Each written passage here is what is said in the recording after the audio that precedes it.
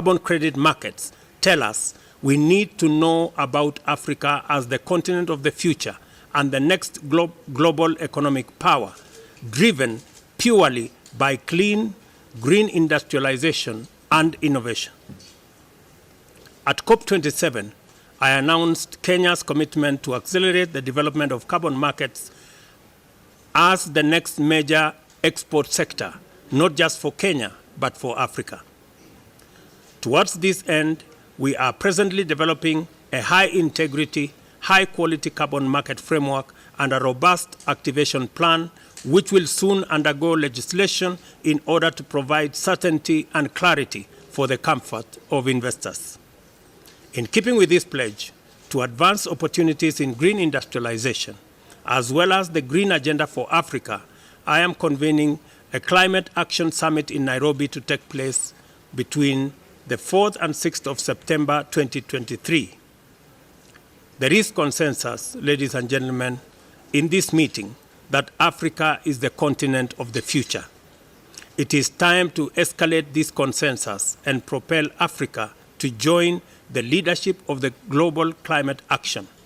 This is the momentous mandate that we, as co-hosts, must now provide. To achieve our priority agenda of eliminating energy poverty and powering a green, renewable-based economy as set out in Agenda 2063, it is imperative to mobilize and attract adequate financing and investment.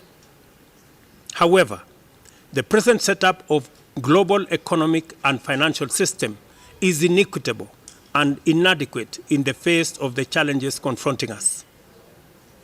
An overhaul of the financial system is therefore imperative to connect climate action and climate finance to fund the creation of resilient jobs, design more secure instruments to unlock funding for post-disaster reconstruction, and establish better risk-sharing practices.